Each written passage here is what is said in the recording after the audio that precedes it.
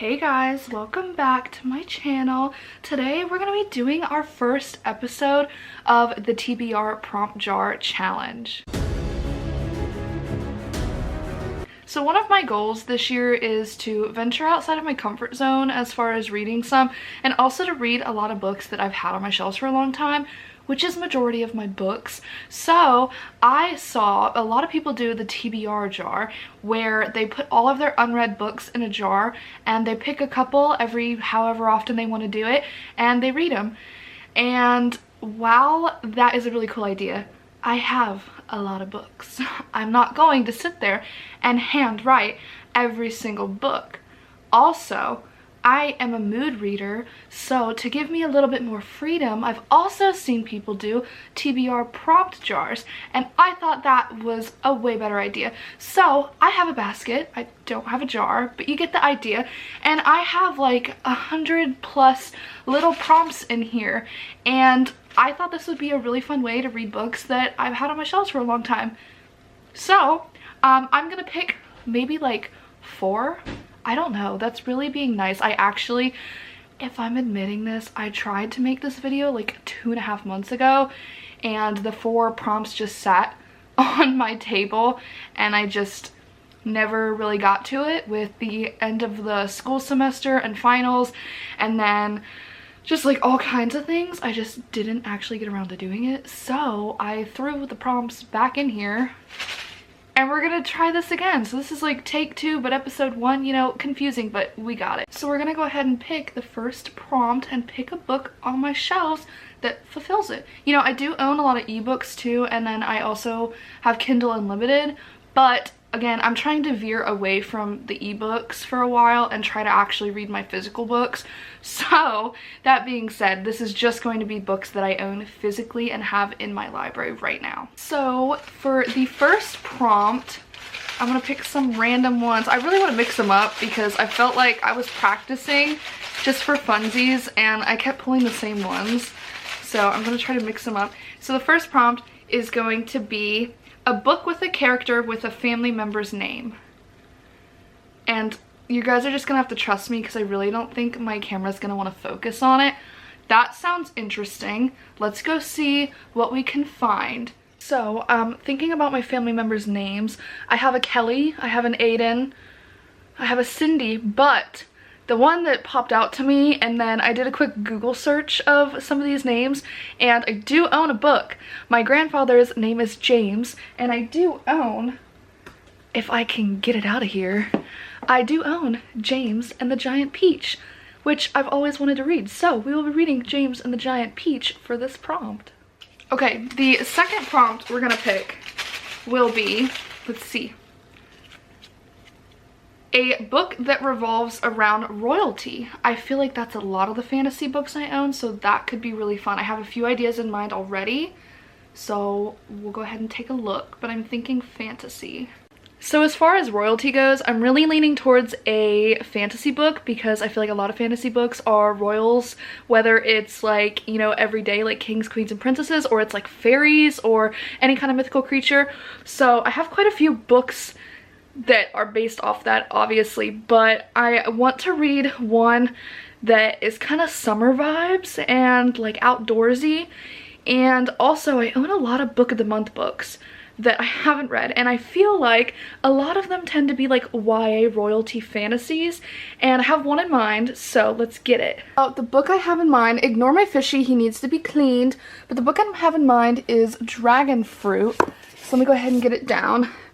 Dragon Fruit by Makia Lucier. I am really butchering this name, but this is one I got not long ago from Book of the Month, and I'm pretty sure it is about a prince or a princess. Yeah, so I had to double check the synopsis, but this is about like an island girl and the last remaining prince of this kingdom.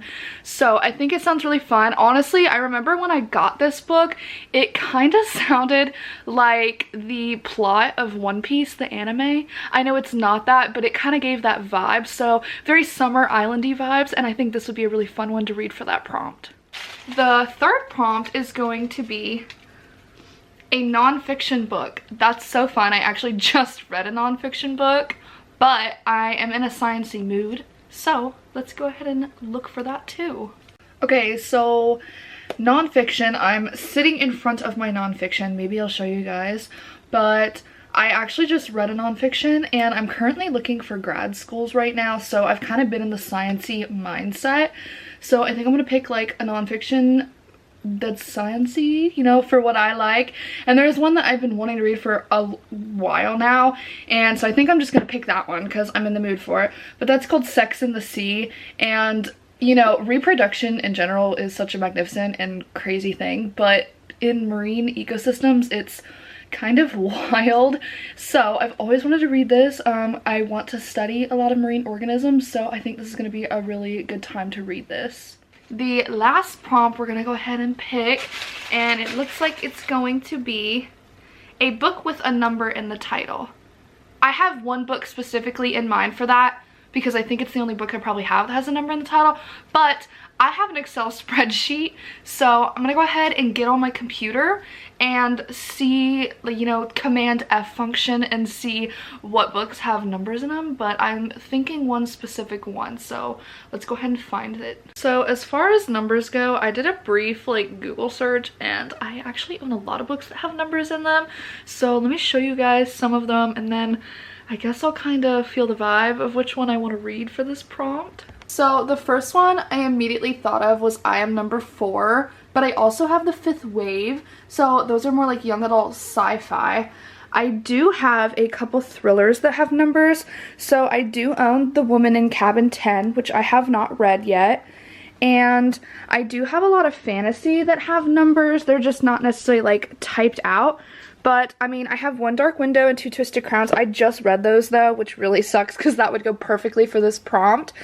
But I have other books like The Seven Husbands of Evelyn Hardcastle, I think is what it's called, and I would have to find it. It's somewhere. But that really sucks because I have quite a few series that I like just read. Like I just read the 5th season, I just read One Dark Window and Two Twisted Crowns, so those would go for it. So I'm not sure if I want to read a sci-fi fantasy or if I want to read like a thriller horror that has a number in it. So let me decide and I'll tell you what I ended up picking because I think I'm gonna need to sit on this for a second. I decided to go with The Woman in Cabin 10 by Ruth Ware. I know my grandma and my cousin have read a lot of Ruth Ware and they're actually the ones that gave me this book, and I've never read one of her books. Also, I currently have like a middle grade fantasy classic, a nonfiction, a young adult fantasy, so maybe to break it up I will read like a thriller so that I'm not just reading fantasy. So this will be my pick for that prompt, and yeah. So these are the books I will be reading for this TBR episode, and I'll keep you guys updated on how I like them, what I think about them. I don't know if I'll necessarily like vlog every minute because sometimes I read at unexpected times and then I like forget to tell you guys what I think, so maybe I'll just tell you at the end. I'm not sure how it's gonna go. It's gonna be a little chaotic for the first time, but this is kind of manageable.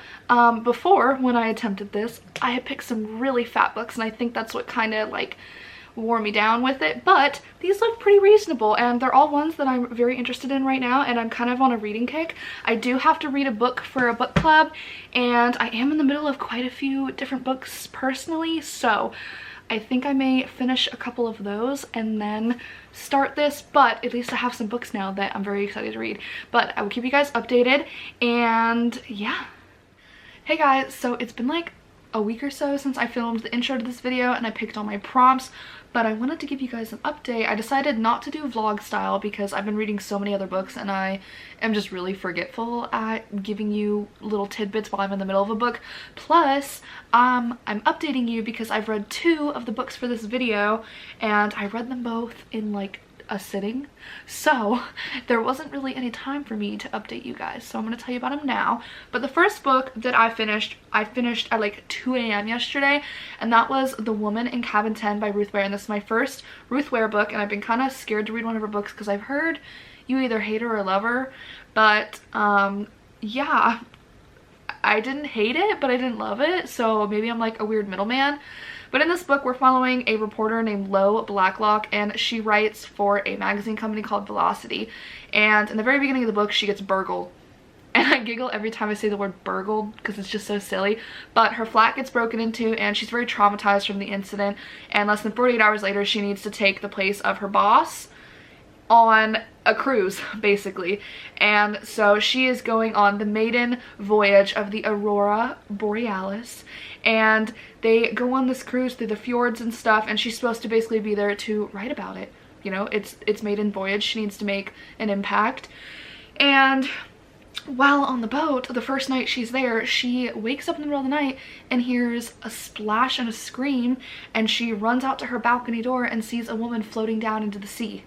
And she looks over at the privacy screening between her and the next balcony, and there's like blood smeared.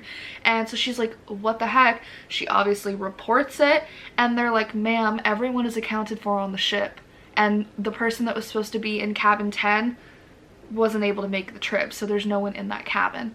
And she's like, I talked to a woman from that cabin yesterday, and I just saw a woman go off the side of the boat. What are you talking about? So, you know, and then she starts getting threats of like, stop digging. So it's very much like a, not like a whodunit, but almost like a whodunit, and confined setting. You know, she's trapped on this little boat. She even described it as like smaller than a yacht. Like, it was a lot smaller than she thought it was going to be for like a cruise. But I thought it was good. I thought it was kind of cliche. While I say that, I didn't actually guess whodunit or what actually was going on. I guessed part of it.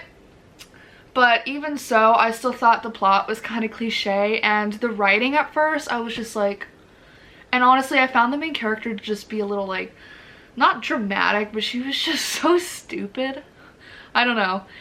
It wasn't my favorite, but it wasn't terrible. I would still recommend it if you wanted like the isolation vibes and kind of like a whodunit Agatha Christie vibe. But I gave this book a 3-star, and I did read it mostly in like 2 different sittings. Like, I binged it because I was like gripped. I was like, what is going on? Like, I need to know, you know? But I was overall just kind of like, okay, it was good. So slightly disappointed, but also I didn't really have any expectations going into it. I just read it. So the other book that I read was for the prompt, a book with a character with a family member's name. I don't know why I just paused there, but I decided to read James and the Giant Peach by Roald Dahl because my grandfather's name is James, and I loved the movie growing up. I've never read any of Roald Dahl's books. I've never read this one, and I was really excited going into it. And I just binged it, like literally just a few hours ago in one sitting. I just sat right here, and I liked it. There were a few things that I was actually surprised about, and I was a little like, I don't know about that. But overall, it was really cute. Obviously, it's about a boy named James, and his parents die when he's 4, and he's sent to live with his evil aunts on this house on the top of a hill, and he's never allowed to go out and like hang out with other kids. He's always beaten and kind of abused, and basically this old man comes up to him and he's like, hey, take these magic crystals, do this with them, and your life will be happier and it will all change. But he accidentally drops them when his aunt comes and attacks him, and they end up going into the ground, and the next thing he knows, a giant peach is growing on this peach tree that hasn't had peaches in years, and it gets super big, and the aunts are trying to make money off of it, and so he has to go clean up, and he finds a hole in the side of the peach, and he crawls in it, and inside is a door and a bunch of like big talking bugs, but they're super friendly, and they end up chewing the stem and they go on an adventure. The peach rolls and they go into the, the town, through the water. They travel the whole Atlantic Ocean, and there's all these cute little fantastical elements. I thought they were really cute little jabs at Charlie and the Chocolate Factory. They literally talk about the peach rolling through a chocolate factory, and also like some of the monsters that are mentioned in Charlie and the Chocolate Factory, so I thought that was really cute. There's a scene, not spoiling, but you'll have to read it. Somehow the peach gets up into the clouds, and I thought that was really cute and unique. But where it fell for me was, first off, this is a children's book and he says ass like 2 times. Also, it really is just super blunt. Like, talking about death so bluntly like that in the beginning kind of like disturbed me, because again, this is a kid's book. Me personally, I read crazy stuff, but for it being a kid's book, I was like, okay. And one of the aunts is super skinny, like a skeleton, and the other one's like super fat, and the way that he describes that and just continually, like, he just always says fat and skinny, that kind of irks me, because I don't feel like kids should be reading about fat and skinny. Like, body positivity, okay? I don't think he knew what that meant. So there were just a few things where I was like, that's a little problematic. I don't really like the way that was told, especially in a kid's book, but all the rest of it was super fun and cute. So I gave this one a 4 stars. I still will obviously keep it and probably read it to my kids, maybe not say ass and some of the other things he says in it, but still a really cute story, and it makes me want to go watch the movie and be a kid again. Hey guys, I just finished Dragon Fruit last night, so I obviously have to tell you my thoughts. So I'm gonna read the little like warning blurb in this, and it says, in the old tales it is written that the egg of a sea dragon, dragon fruit, holds within it the power to undo a person's greatest sorrow, but as with all things that offer hope when hope is gone, the tale comes with a warning: every wish demands a price. So in this book we follow Hanali of Tomorrowland, and Tomorrowland is a small island kingdom, and when she is young, her father steals a dragon fruit from people that are trying to get it to cure the princess, and uses it on Hanali, and since they've been like outcasted, so she's been on her own for 10 plus years now at this point, and when she sees a sea dragon with dragon fruit, she kind of sees it as her opportunity to get one of the dragon fruit, bring it home to the princess, and like redeem herself and her family's name, kinda. Along with this character, we also follow Sam, and Sam is the prince of Tomorrowland, and in Tomorrowland it's a matriarchal society, so his grandmother is queen, his mother is the sick princess, and he is just a prince. So he either is gonna have to marry, which he's very adamant he doesn't want to do, or he needs to find a dragon fruit.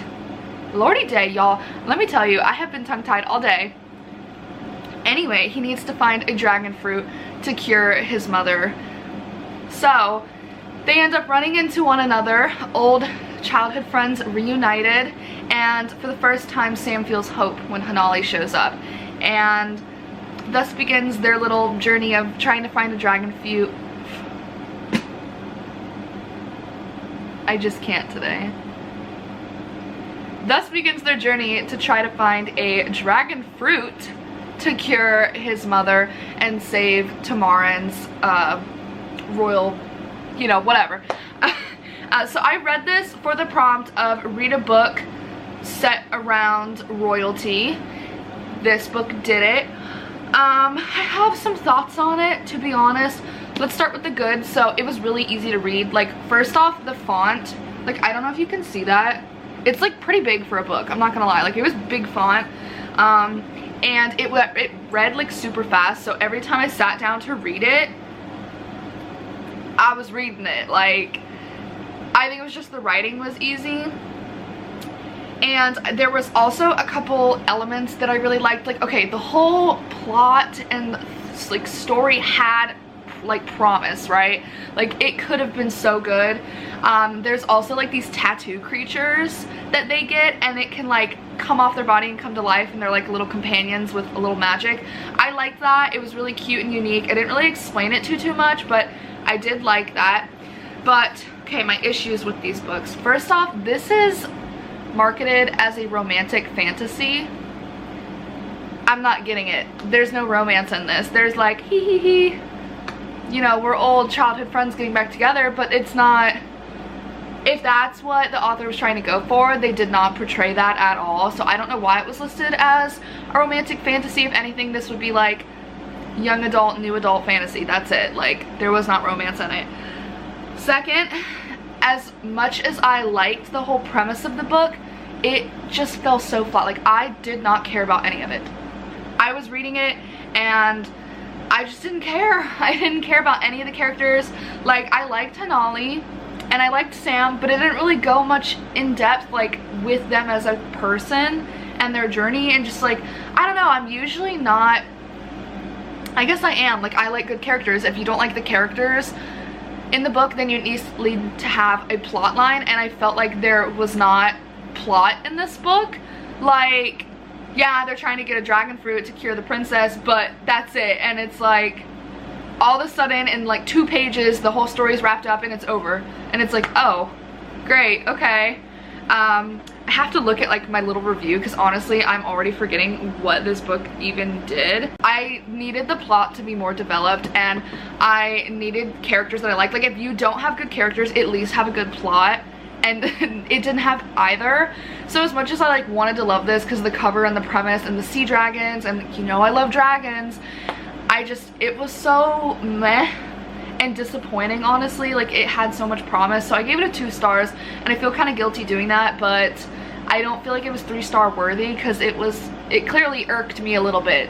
You know, it wasn't just okay, it was like a little meh, okay, like I needed more. So that's my thoughts on this one. I am kind of sad and bummed, but I'm gonna read the last book for this video and I will get back to you guys with my thoughts on that one. Okay guys, so I just finished the last book for this video and I loved it, and that was Sex and the Sea by Mara J. Hart, and this is for the prompt read a nonfiction book. And again, I'm a marine science person, so I've been wanting to read this. Sex and the Sea is quite freaky deaky, crazy. I don't want to share too much of this because it can get wild, but I do rate my nonfiction books, and basically how I rate nonfiction books is how easily digestible the information was, how relevant it was to like what I was looking for, or how accurate like the synopsis was. Like one time I picked up a book that was supposed to be about volcanoes and it was more about like the people, and I just did not like it, DNF'd it. That was years ago. But I usually just rate my nonfiction books based off of how digestible the information was. So this, absolutely loved it. I loved that she took examples from the ocean, but she was like, for humans this would be like, and then she would put it in a context that you would understand. So I loved that. I mean, me as a marine biologist, I understood it as is, but for someone that's coming into this and just wanting to find out information that doesn't have a science background, I thought it was really cool that she did that and she tied it to humans and something that we would easily understand.